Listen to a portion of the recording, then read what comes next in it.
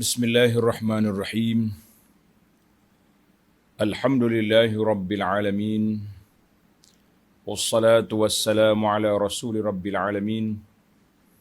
Nabiyyina wa habibina wa qudwatina Muhammad ibn Abdullah wa ala alihi wa sahbihi wa man sara ala nahjihi wa ihtada bihadihi wa istanna bisunnati ila yaumiddin. Amma ba'du. Muslimin dan muslimat, para pelajar sekalian, Assalamualaikum warahmatullahi wabarakatuh. Alhamdulillah, kita panjatkan kesyukuran kepada Allah Azza wa Jalla kerana dengan limpah kurnianya kita dapat meneruskan pengajian kita dalam tafsir surah Al-Mu'minun. Tafsir surah Al-Mu'minun, surah yang ke-23, juzuk yang ke-18. Sambungan perbincangan kita pada kali ini, ayat 63. Bermula ayat 63, tafsir pimpinan edisi Jawi, muka surat 722. 722. Kita mula dengan bacaan ayat, beberapa ayat dulu, kemudian kita pergi kepada penjelasannya insya-Allah.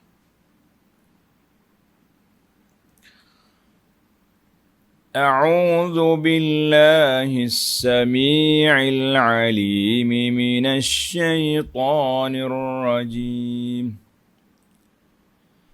بل قلوبهم في غمرة من هذا ولهم أعمال من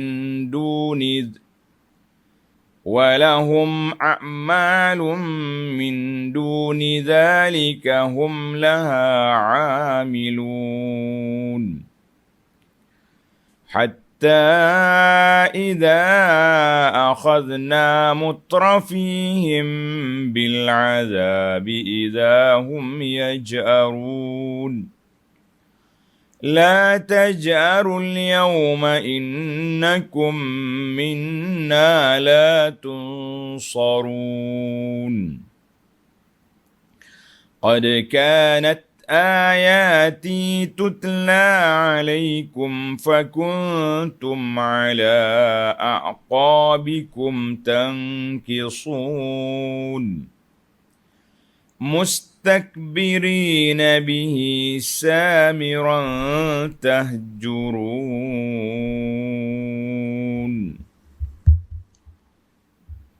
Itu beberapa ayat perbincangan yang kita bincang tentang keadaan orang kafir, keadaan puak-puak Quraisy yang menentang, tidak mahu menerima Al-Quran, tak mahu menerima dakwah Nabi sallallahu alaihi wasallam dengan pelbagai kerenah, dengan pelbagai hujah-hujah ataupun tuduhan-tuduhan jahat yang mereka lakukan. Jadi para pelajar sekalian, di antara apa yang disampaikan oleh Allah Azza wa Jalla kepada kita pada kali ini, kita nak tengok sikap puak-puak kafir. Sikap golongan kafir. Mereka dah dengar Quran, mereka dah jumpa sendiri dengan Nabi sallallahu alaihi wasallam, tapi mereka tidak mendapat hidayah. Tidak mendapat hidayah. Punca tak dapat hidayah, kenapa? Allah Ta'ala sebut kepada kita beberapa sebab berlakunya penolakan, berlakunya tidak mahu menerima dakwah Nabi SAW itu oleh puak-puak kafir, disebabkan hati mereka keras, hati mereka tak mahu terima. Bukan mereka tak dengar Quran, sudah dengar. Bahkan waktu dengar Quran itulah, pada waktu itulah mereka bising-bising, mereka buat perkara yang tidak baik, mereka buat tuduhan macam-macam pada saat mereka dengar Al-Quran. Para pelajar, para jemaah sekalian, kita tengok kepada munasabah, kedudukan ayat ini. Tengok dalam tafsir yang kita, yang ada pimpinan, yang ada tafsir lain-lain pun tengok. Dalam ayat yang lepas, Allah Subhanahu Wa Taala peringatkan kepada kita tentang kedudukan orang kafir. Ayahsabuna annama numidduhum. Adakah mereka menyangka rezeki, kemewahan dan pangkat yang mereka miliki itu menandakan betulnya ajaran mereka? Itu Allah peringatkan. Selepas habis episod mereka, maka datang pula Allah SWT peringatkan kepada kita beberapa ciri orang-orang yang laju menerima dan melakukan perkara yang baik. Innal ladzina hum min khasyati rabbihim mushfiqun. Kemudian ayat ini kita undur balik, rujuk balik kepada keadaan orang kafir. Kafir yang mana? Yang menyangka mereka dalam keadaan kebenaran. Yang mereka menyangka mereka hebat. Ini dia panggil. Allah Subhanahu Wa Taala sentiasa peringatkan kita. Perangai-perangai puak-puak kafir ni dan juga apa pengajaran yang dapat kita ambil supaya kita ala hadarin, supaya kita sentiasa duduk di atas landasan berhati-hati, beringat-ingat, berwaspada, jangan terperangkap dengan perangai-perangai kufar yang nak merusakkan ataupun nak menyekatkan perjalanan dakwah para anbiya alaihimus salatu wassalam. Bal qulubuhum, tengok ayat kita. Bal qulubuhum fi ghamratin. Sekalipun demikian mana? Allah Subhanahu Wa Taala telah beri petunjuk hidayah, contoh-contoh yang baik di kalangan orang beriman, tetapi orang-orang yang engkar tidak juga berfikir. Geng-geng kafir ini tak fikir. Dia dengar Quran bukan nak jadi bahan kajian, bahan tadabbur. Dia dengar Quran untuk mencari di mana poin yang dia boleh kacau, boleh ganggu. Bal qulubuhum fi ghamratin. Bahkan hati mereka tenggelam dalam kejahilan. Ai fi amayatin wa ghaflatin anil Quran. Buta mata hati mereka. Lalai dan lara mereka daripada Al-Quran. Fahum la yu'minuna bihi. Mereka tidak beriman dengan Al-Quran. Wala yatadabbarunahu, dan tidak bertadabbur. Ini dua sifat inilah yang merusakkan dia. Hati mereka tenggelam dalam kejahilan, tak mahu beriman. Dan mereka juga tidak lalai daripada memahami ajaran Al-Quran. Dia panggil tidak mahu tadabbur Al-Quran. Ada setengah ulama mengatakan hadhil ayat ini menunjukkan kepada orang-orang yang keras, orang-orang yang tetap menentang Nabi sallallahu alaihi wasallam. Apa dia perangai mereka? Iaitu puncanya kerana tak mahu terima sumber asal daripada Al-Quran. Kalau dia terima, dia dengar dengan ain basirah, dengar dengan hati yang terbuka, mereka akan terima. Walahum a'malun min duni zalik. Dan mereka pula mempunyai lagi amal-amal jahat selain dari itu. Selain daripada menolak Al-Quran, mereka juga mempunyai amal-amal yang tidak baik. Amal-amal yang tak baik, segala bentuk maksiat, segala bentuk penindasan, segala bentuk penipuan ada belaka. Itu senarai pendek lah. Kita kata segala bentuk yang tak baik. Kalau nak senaraikan panjang. Zaman jahiliyah dulu macam-macam benda berlaku kan. Hum laha amilun. Mereka pula mempunyai lagi amal-amal perbuatan yang jahat yang tidak baik. Selain dari itu, yang mereka terus-menerus mengerjakannya. Allahu Akbar. Apa dia amal jahat dia tu? Hatta idza akhazna mutrafihim bil azabi idza hum yaj'arun. Hingga apabila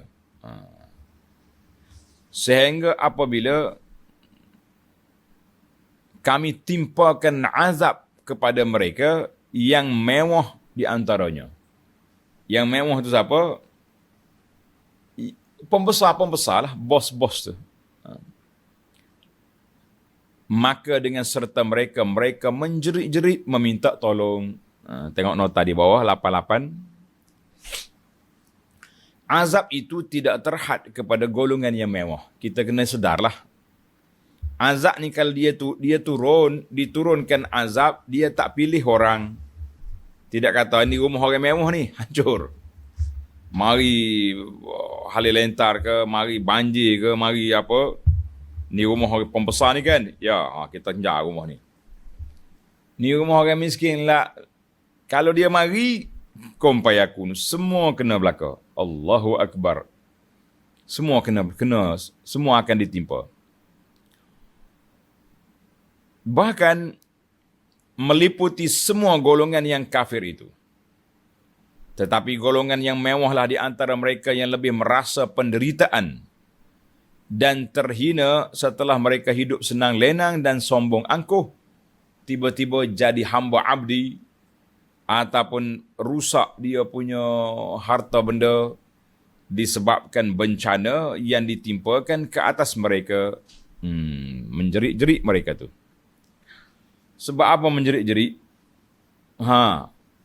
Sebab mereka mempunyai amalan yang tak baik. Walahum a'malum min duni zalik. Ada setengah ulama tafsir senaraikan amalan buruk mereka. Tanda tuan-tuan, a'malun sayyi'ah, iaitulah perbuatan-perbuatan yang jahat. Yang mereka tu syirik, itu satu kes. Tapi ada lagi amalan lain yang menambahkan keburukan mereka. Menambahkan lagi keburukan mereka. Apa dia sini? Dia kata segala amalan yang bukan syirik. Zinanya, ribanya, penindasan dan lagi. Ada yang mengatakan khataya, segala kesalahan yang mereka lakukan untuk menentang kebenaran. Ada yang mengatakan amalan yang bercanggah dengan amalan orang yang bertakwa. Dan amalan lain daripada itulah. Yang pentingnya betul dah yang kita sebut awal tadi. Segala bentuk amalan yang tidak baik, yang bercanggah dengan amal soleh yang dilakukan oleh orang Islam. Artinya, mereka telah mengumpul di antara kekufuran, syirik dengan perbuatan yang tak baik. Bila mereka buat, kadang-kadang perbuatan yang mereka lakukan itu, dia tak kata jahat, dia sangka perbuatan itu baik. Sebab dalam ayat yang kita tengok nanti, perebutan di antara Quraisy dengan Islam untuk mengisytiharkan siapa yang layak menjaga Baitullahil Haram. Siapa yang layak menjaga Kaabah. Menjadi kebanggaan puak-puak Arab. Oi, kami takkanlah tak betul. Kita kan jaga Masjid Haram. Kita beri minum, beri makan kepada jemaah haji. Dia rasa dia betul dengan sebab kebajikan-kebajikan yang dia buat. Tapi walaupun begitu, perbuatan jahat yang dibuat, syirik dan benda mungkar tu jadi macam terlindung di sebalik amal kebajikan yang mereka lakukan di Mekah itu. Baik. Apabila ditimpa azab, ketika itu mereka akan menjerit-jerit meminta pertolongan. Minta pertolongan adalah tu, kan?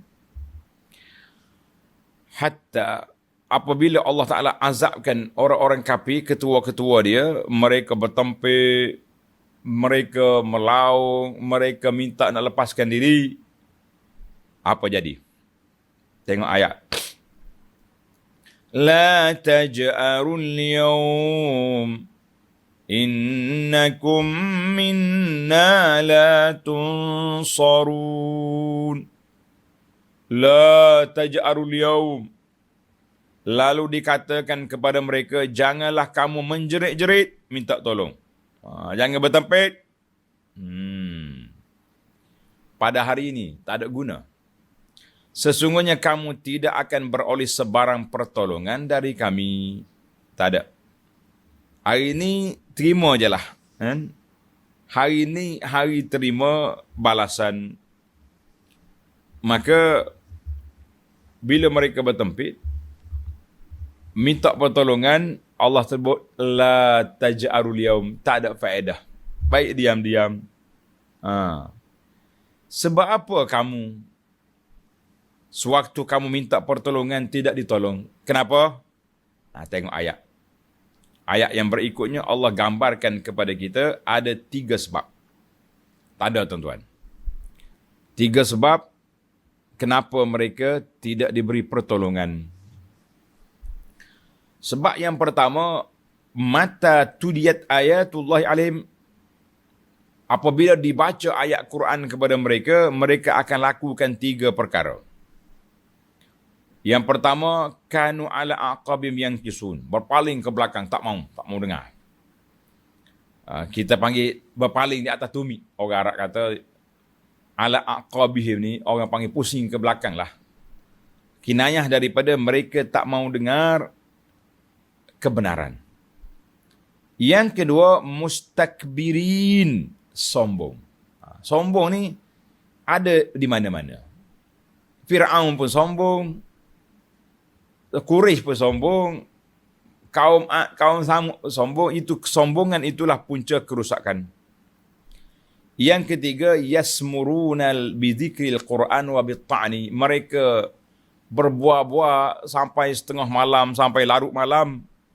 Untuk apa? Untuk sembang nak condemn Quran. Apa Quran cerita pelik-pelik? Tak ada lah.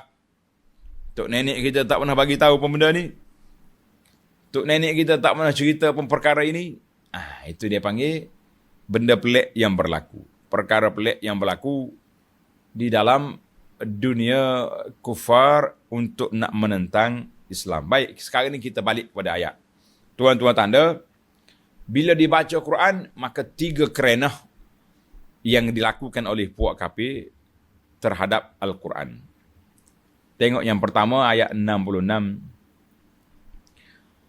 Qad kanat ayati tutla alaikum fakuntum ala a'qabikum tankisun. Kerana sesungguhnya ayat-ayatku telah berkali-kali dibacakan kepada kamu. Ini siri, kalau kita nampak macam satu lakonan yang dibuat oleh puak kafir. Bila dibaca ayat Quran, yang pertama yang mereka lakukan, apa dia? Penentangan yang dibuat, dalam pada itu kamu berpaling undur ke belakang. Ala aqabikum tankisun. Mendustakan, pusing belakang. Tak mau dengar. Kita ni bila kita beritahu benda baik pada orang, no. Itu maknanya pusing lagi. Tak mau dengar. Satu. Sifat mereka yang kedua, ayat 67. Mustakbirina bih. Dengan keadaan sombong angkuh mendustakannya. Itu sifat yang kedua. Sifat yang kedua, istikbar. Walhal, pada halnya mereka itu mustakbirin. Sombong, angkuh, besar diri Dengan sebab apa? Tanda tuan-tuan. Bihi, dalam Quran kata, mustakbirina bihi, ulama tafsir kata, bisababil baitil haram. Dengan sebab mereka menjadi pengawal Baitullahil Haram. Dia kata apa? La yazharu alaina ahadun lianna ahlul hurum. Jangan siapa-siapa nak tunjuk besar kepada kita sebab kita ni orang tanah haram. Kita ni orang yang apa? Orang yang jaga Masjidil Haram. Sehingga Allah Ta'ala gambar dalam ayat lain, aja'altum siqayatal hajj wa imaratal Masjidil Haram. Kan? Adakah kamu jadikan jaga Masjid Haram, pergi makan masjid itu seperti orang beriman? La yastawun. Allah sendiri kata la yastawun. Tak sama perbuatan kamu itu dengan perbuatan yang syirik yang kamu lakukan itu. Baik, 2. Yang ketiga, samiran tahjurun. Ada yang mengatakan bihi, balik kepada tanah haram, Masjid Haram. Ada yang mengatakan bihi ay bil Quran, mustakbirina bihi, sombong mereka tak mahu terima Al-Quran, bukan setakat tak mahu terima Al-Quran, samiran tahjurun, serta mereka mencacinya dalam perbualan kamu pada malam hari. Malam-malam dia berbuah-buah pada waktu malam. Yalah, orang panggil orang tak ada kerja. Tengah-tengah malam pergi duduk buah di kelab dia. Kan? Di kelab malam.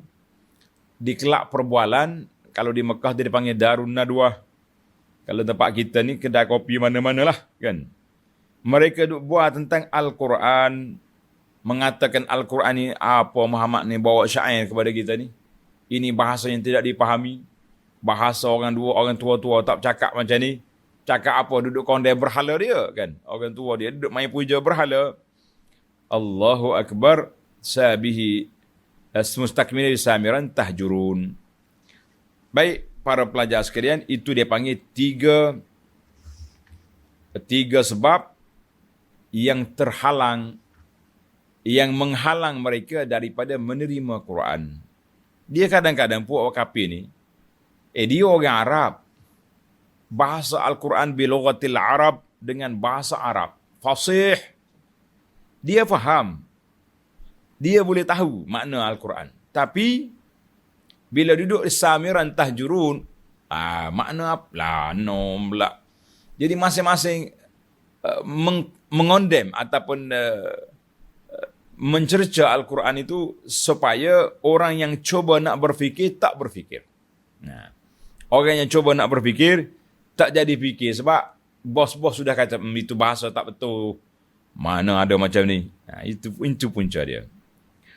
Baiklah para pelajar sekalian, kita bagi kepada faedah kesimpulan daripada ayat yang kita baca tadi 63 67. Bahawa Allah Subhanahu Wa Taala sebut mutrafin, ketua-ketua yang bersifat sombong angkuh. Mereka lah yang menjadi punca sumber kerusakan di atas dunia ini. Sumber kerusakan datang dari mana? Dari pembesar-pembesar yang mempunyai pengaruh dan pengikut. Mereka lah yang telah melakukan menyekat dakwah Nabi sallallahu alaihi wasallam dan juga dakwah para anbiya yang terdahulu pun mari daripada orang besar. Kita sini pun kadang-kadang pembesar bangsawan lah yang jadi ketua. Orang kampung tu tepuk tangan je, kan. Yang kedua iaitulah tentang orang-orang yang geng-geng nak buat konspirasi ni, dia suka bercakap pada waktu malam. Suka duduk di kelab malam dia panggil.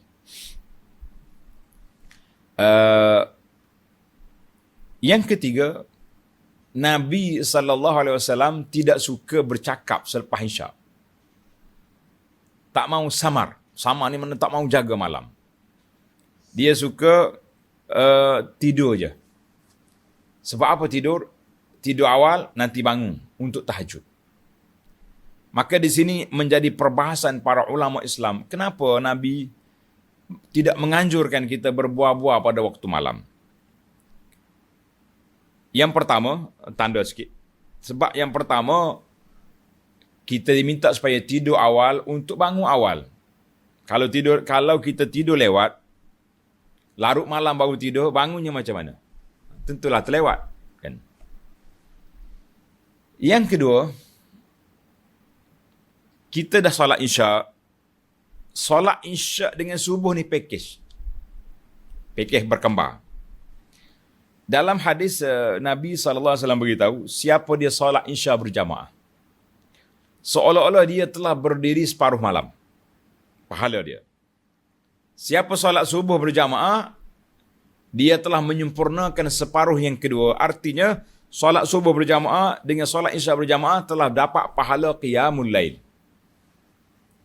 Kerana itu di bulan Ramadan, saya kempen tuan-tuan dan puan-puan, jangan lari tengah jalan. Solat sampai habis, kita dapat 2 qiyamul lail. Oleh kerana kita sudah dapat qiyamul lail, jadi jangan rusakkan malam kita itu dengan bual-bual. Kalau pergi ke kelab, duk buat, rusak.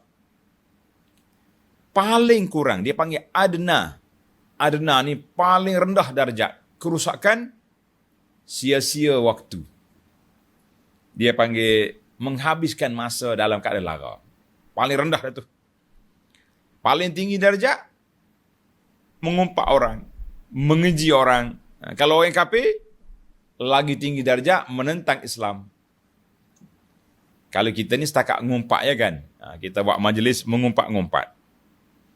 Kadang-kadang kita nak buat majlis penerangan. Penerangan tentang perkara yang kita nampak tak betul. Tapi kalau kita baca dengan mata kepala yang betul, tafsiran kita tu kita rujuk kepada ulama-ulama yang salafus salih dalam memahami, boleh jadi berbeza dengan apa yang kita rasa. Sebab itulah bila kita baca, mudah-mudahan pembacaan kita tu boleh memberi hidayah, satu dimensi baru pemikiran kita. Tapi kalau kita baca dengan hati tertutup, tak ada apa. Kafir dia baca Quran, dia buat sama dia tentang Al-Quran. Tapi Al-Quran itu ditentang balik. Ini yang kita kata satu kerugian besar. Yang ketiga, kata di para ulama, al-adullu menunjukkan bahawa kalau kita lewat tidur kerana muzakarah ilmu, kerana perbincangan ilmiah, kerana merancang untuk dakwah, itu tidak masuk dalam perkara yang dilarang. Ialah yang Nabi kita tak suka tadi, habiskan masa saja, atau buat perkara yang tidak baik, itu tidak suka. Maka hasil daripada perbincangan, kefahaman kita kepada ayat Quran ini, kepada hadis Nabi SAW, itulah saya tulis satu kata-kata motivasi kita panggil. Kalau tak mampu buat ibadat, jangan buat maksiat. Kalau tak mampu buat ibadat, jangan buat maksiat. Tulis tuan-tuan. Apa maksud dia? Waktu malam ni waktu berharga.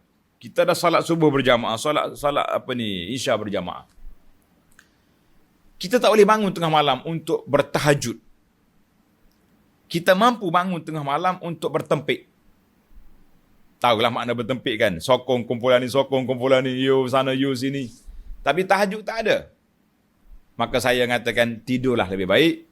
Biarlah dalam rekod kita safi, perangai orang ni hanya tidur waktu malam.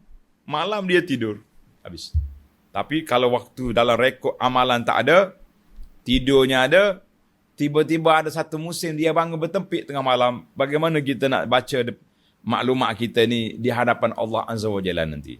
Itulah hasil daripada pemikiran, pemerhatian. Kita kata kalau tak mampu buat ibadat, jangan buat maksiat. Maknanya kalau tak mampu nak bangun tahajud, tidur. Jangan bangun. Baik. Kita pindah pula kepada dia panggil sebab-sebab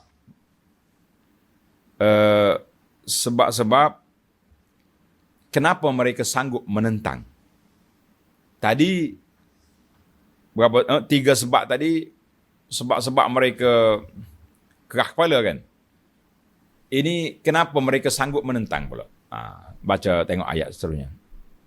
Ayat 68.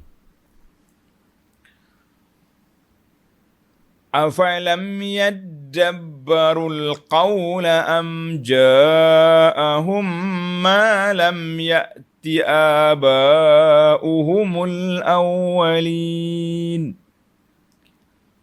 Ini dia panggil punca sebab berlakunya kerusakan, sebab berlakunya iqdamuhum ala hadza. Mereka berani sanggup melakukan perbuatan lawan Nabi itu. Ada 4 perkara tanda, tuan-tuan. 4 sebab. 4 sebab. Sebab yang pertama. Maka adakah mereka melakukan yang demikian? Penentangan terhadap Nabi. Kerana mereka tidak dapat memahami kata-kata ajaran yang disampaikan kepada mereka. Punca yang pertama, sebab mereka menentang Quran, sebab mereka tidak tadabbur Quran, artinya tidak menghayati makna Al-Quran, tidak menghayati pengajaran daripada Quran. Tengok nota di bawah. 89. Yakni tidaklah sepatutnya mereka engkar.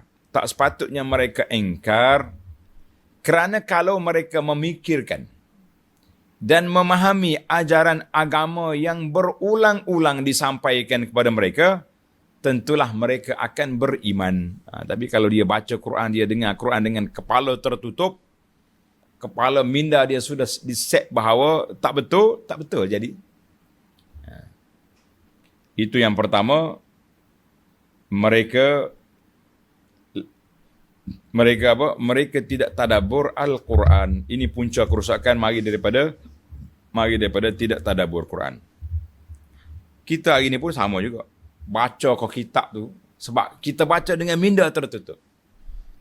Ada orang ni bila baca kitab dengan mengkaji, mencari kebenaran, insya-Allah mereka akan berubah daripada menentang menjadi penyokong. Berapa ramai orang yang kaji Quran. Tuan-tuan tanda, salah seorang daripadanya, nama dia Gary Miller. Gary Miller ni, dia diberi grant oleh kerajaan Kanada untuk mencari kelemahan Al-Quran. Belek Quran, cari sana, cari sini. Setahun dia belek Al-Quran, mencari kelemahan. Takdir Allah Azza wa Jalla, Quran masuk dalam hati dia. Gary telah bertukar menjadi Abdul Ahad. Masuk Islam. Tapi puak kapi ni dia tutup. Set dah minda dia tertutup. Dia tak akan jumpa. Sama juga kita sendiri. Bila kita baca kitab-kitab para ulama. Oleh kerana kita kaji kitab ni dengan minda kita memang salah. Kita sudah set dalam kepala kita, kitab ni salah. Jadi salah lah sampai bila-bila pun. Walaupun dalam kitab tu penuh dengan Quran, penuh dengan hadis Nabi SAW, penuh dengan aqwalus salafus salih, dia tidak akan jadi betul dah. Sebab kita sudah set benda salah. Ini dia panggil bahayanya seperti itu. Mana puak-puak kafir ni, Allah kata, kenapa mereka jadi macam ni? Sebabnya mereka lam yadabbarul Quran, mereka tidak tadabbur Al-Quran. Bila tidak tadabbur Quran, dia pun tak jumpalah makna yang baik, kepahaman yang benar. Sebab apa? Sebab mereka memang tak terima. Mudah-mudahan kita para pelajar, ini pentingnya tadabbur Al-Quran. Penting tadabbur Quran dengan minda terbuka, barulah kita akan dapat hidayah petunjuk Allah Azza wa Jalla. Baik. Tanda. Sebab yang kedua. Am ja'ahum ma lam ya'ti aba'uhumul awwalin. Atau kerana telah datang kepada mereka sesuatu ajaran yang dibawa oleh Nabi sallallahu alaihi wasallam. Ajaran hak Nabi bawa ni yang tidak pernah datang kepada datuk nenek mereka yang telah lalu. Pelik Muhammad ni. Apa ajaran yang dia bawa? Tok nenek kita tak pernah cerita pun. Dia main buah tok nenek. Tengok nota 90. Yakni soal kedatangan Nabi Muhammad sallallahu alaihi wasallam dengan membawa agama Allah itu bukanlah perkara baru. Bahkan umat-umat yang lalu telah menerima kedatangan Rasul masing-masing. Cuma oleh kerana kerah kepala, dia kata apa? Tok nenek kita tak ada pun. Nah, dia duk main tok nenek kan. Baiklah para jemaah sekalian, kita pergi kepada sebab yang ketiga. Sebenarnya kalau kita baca dalam ayat-ayat lain, banyak ayat yang Allah Subhanahu Wa Taala tegur punca kerusakan manusia ni mari dari mana? Datang daripada tidak tadabbur Quran. Tanda tuan-tuan. Surah An-Nisa. Surah An-Nisa ayat 82. Afala yatadabbaruna al-Quran. Apakah mereka tidak tadabbur Quran? Mereka tak perhati Quran, mereka tak kaji baik-baik Quran? Walau kana min 'indi ghairillahi lawajadu fihi ikhtilafan katsira. Kalau Quran ini bukan daripada Allah, kamu akan dapati percanggahan maklumat, percanggahan fakta, percanggahan dengan maklumat sejarah yang sangat banyak. Ini surah An-Nisa 82. Tanda ayat ni. Barulah kita fikir baik-baik. Yang kedua, ayat yang kedua, surah Muhammad sallallahu alaihi wasallam, ayat 24. Surah Muhammad ayat 24. Allah Subhanahu Wa Taala peringatkan kepada kita, afala yatadabbaruna al-Quran am ala qulubin aqfaluha. Apakah mereka tidak tadabbur Quran? Ataupun dalam hati, di atas hati mereka, aqfal, ada kunci yang tertutup. Nah, ini semua punca-punca kerusakan atas dunia ini, punca tidak tadabbur Al-Quran. Kita orang Islam dah ni. Kenapa tidak kita dah baca Quran dah? Kan ada majlis-majlis, buka majlis rasmi dengan Quran. Jangan main-main. Nah, baik. Dua sebab sudah berlalu. Sebab yang pertama tadi apa? Tidak tadabbur. Sebab yang kedua, kerana tok nenek tak buat. Tanda tuan-tuan. Sebab yang ketiga. Am lam ya'rifu rasulahum fahum lahu munkirun. Sebab yang ketiga. Atau kerana mereka tidak kenal Rasul mereka, lalu mereka mengingkarinya. Kita kata mustahil lah. Orang Mekah duk panggil Nabi Al-Amin, Al-Amin, Al-Amin, Ja'al Amin. Telah datang orang yang penuh dengan amanah, integriti, orang yang baik, orang yang jaga akhlak, tak pernah tipu orang. Daripada Nabi SAW kecil, sehinggalah Nabi menerima wahyu. Al-Amin, Al-Amin. Macam mana tak kenal? Dia kenal semua. Nabi, keturunan Nabi, keluarga Nabi SAW dan apa yang berlaku pada Nabi, semuanya kenal. Itu untuk orang Mekah. Untuk orang luar Mekah, orang Yahudi, orang Nasara, mereka juga tak kenal. Sudah ada dalam kitab Taurah, sudah ada dalam kitab Injil, sifat Nabi sallallahu alaihi wasallam sudah ada. Habis apa sebabnya ni? Sebab kerana itu Allah Taala tegas di sini, am lam ya'rifu rasulahum fahum lahu munkirun. Sebab mereka tak kenalkah mereka ingkar? Jawabnya la. Ingkar dengan sebab keras kepala, tak mahu terima. Itu punca. Baik. Sebab yang keempat. Tanda sebab yang keempat. Am yaquluna bihi jinnah. Atau kerana mereka mengatakan dia terkena penyakit gila. Kita ni kalau tahu orang gila, orang tak betul otak, sewil kata orang, dia mari cakap dengan kita, kita dengar ke tak dengar? Dengar sambil ketawa tak? Suka. Awak dah makan belum? Belum. Mari, aku belanja makan. Diam-diam cakap. Sebab dia sudah set dalam kepala dia, orang ni tak betul. Jadi di sini kita dapat faham para jemaah sekalian, 4 sebab mereka lawan Nabi sallallahu alaihi wasallam. 4 sebab mereka lawan Nabi sallallahu alaihi wasallam. Sebab yang besar, yang utama sekali, mereka tidak tadabbur Al-Quran. Sebab yang kedua, tok nenek tak cakap. Sebab yang ketiga, buat-buat tak kenal Rasul. Sebab yang keempat, mereka dah set minda Rasul tu tak betul. Habis cerita. Allahu Akbar. Maka akhirnya, di akhir ayat ini, Allah jawab apa sebenarnya dalam kepala mereka. Tanda tuan-tuan. Masih lagi ayat 70.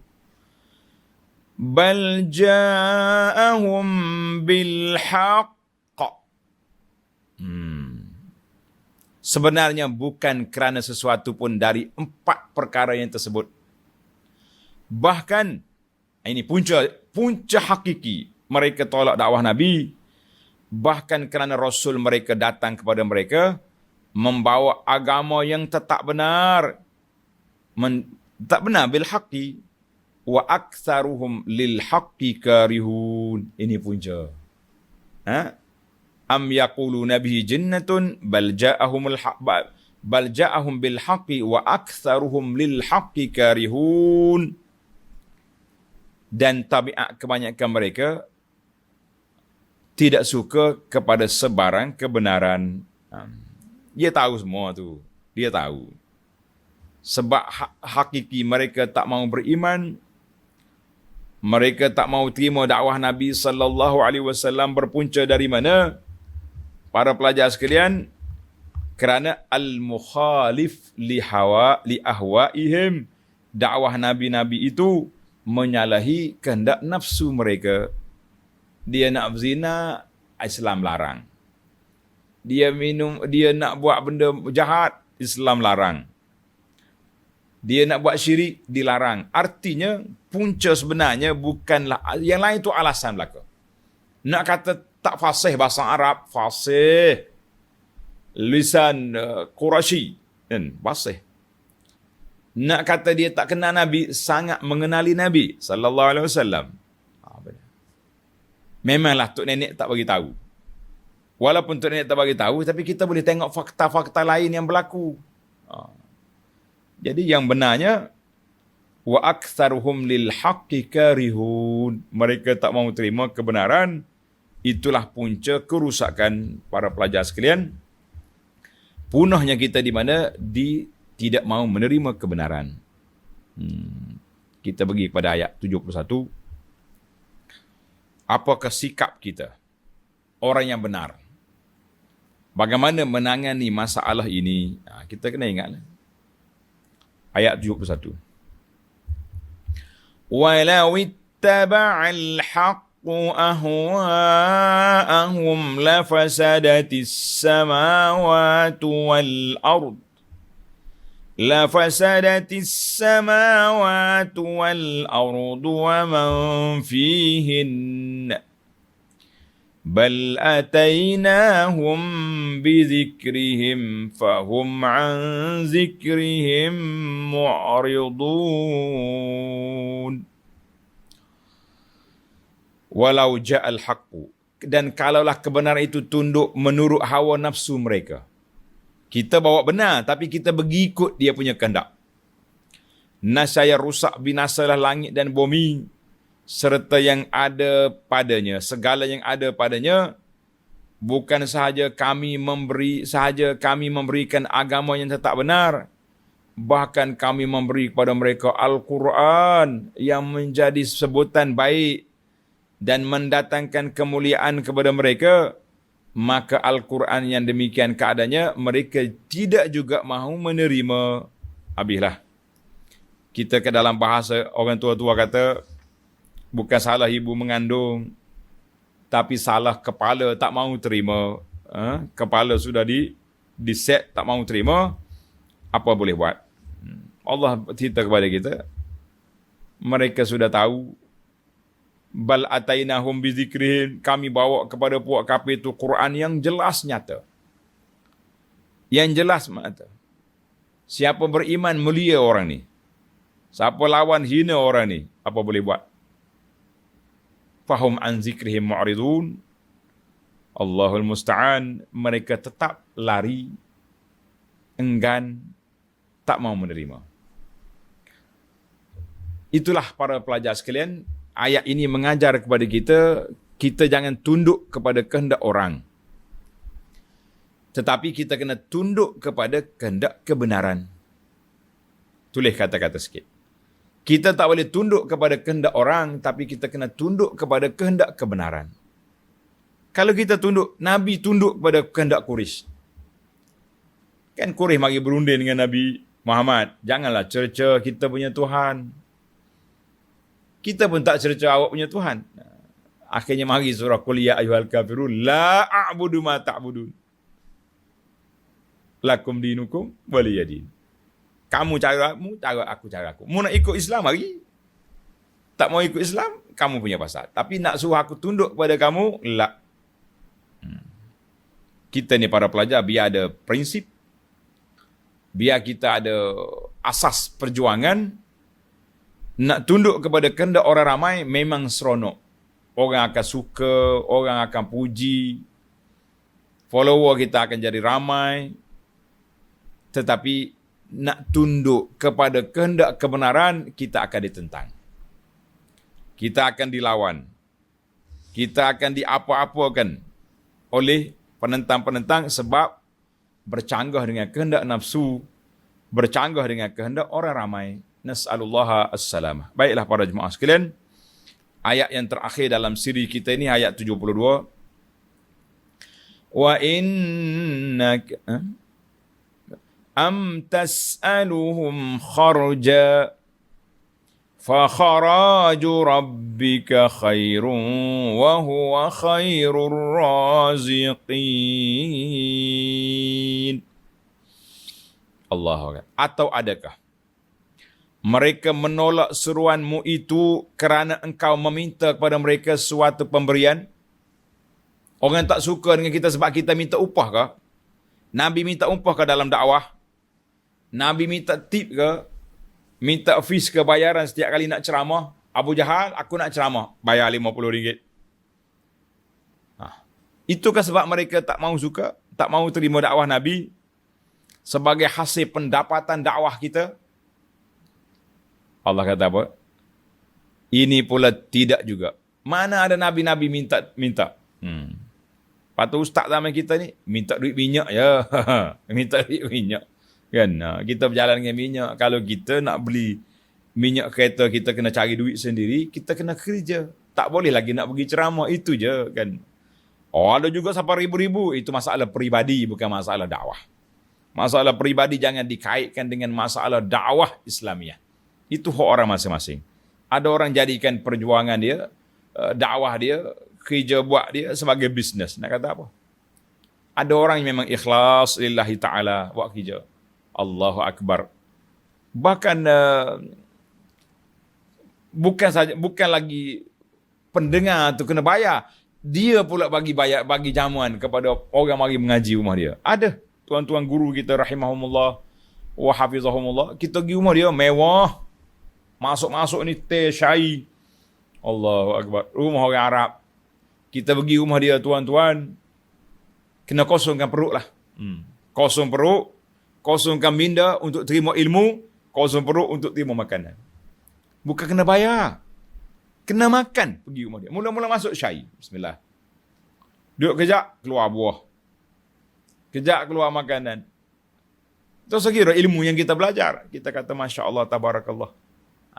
Tapi apa boleh buat?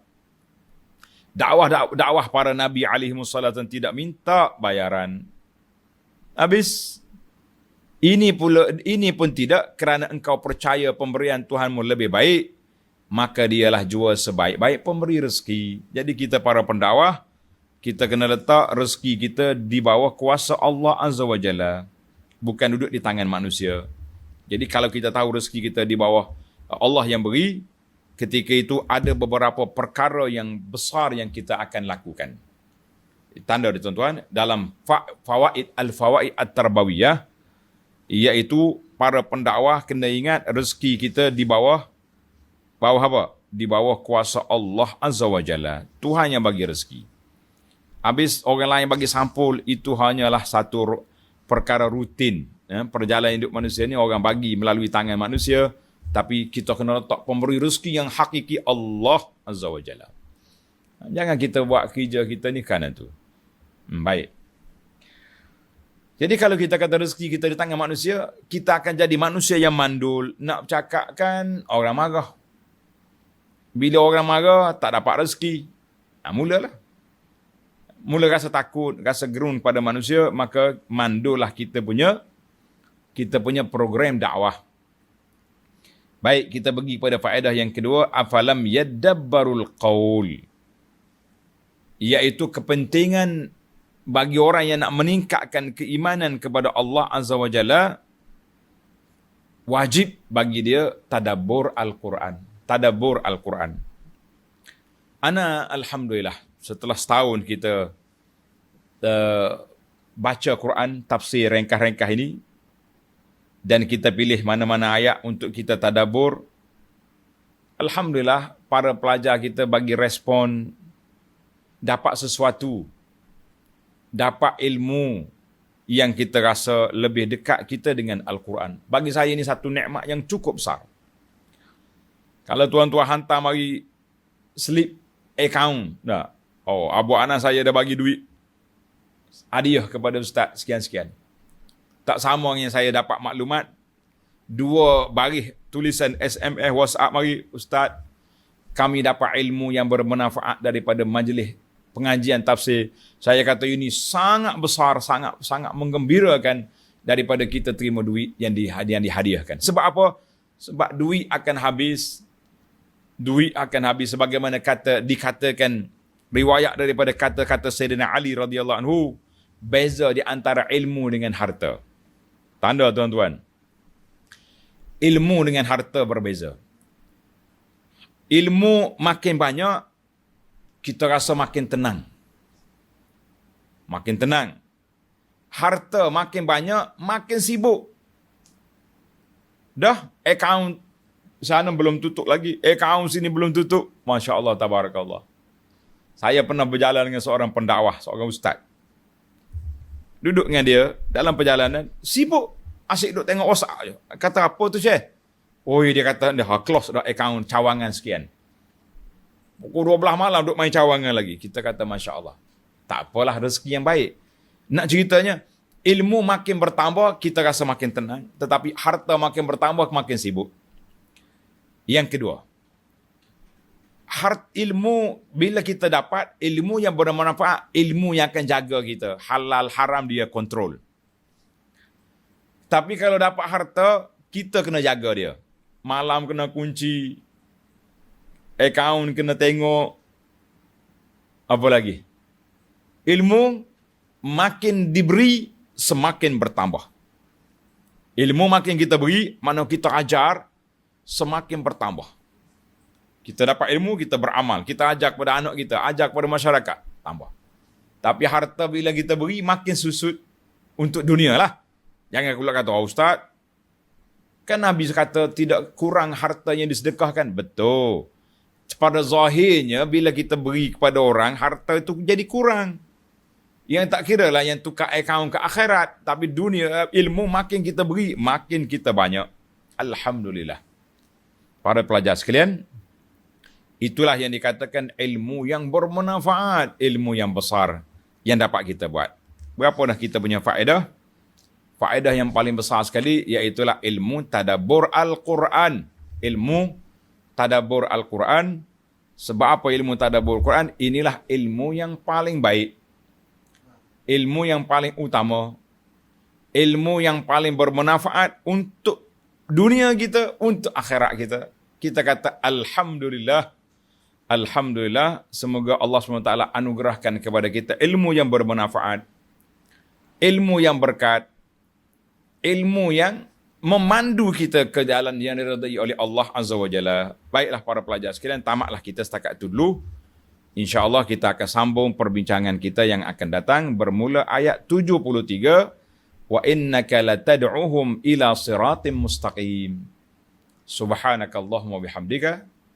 Ashhadu an la ilaha illa anta astaghfiruka wa atubu ilaik. Wa sallallahu ala nabiyyina Muhammad wa ala alihi wa sahbihi ajma'in walhamdulillahi rabbil alamin. Wassalamualaikum warahmatullahi wabarakatuh.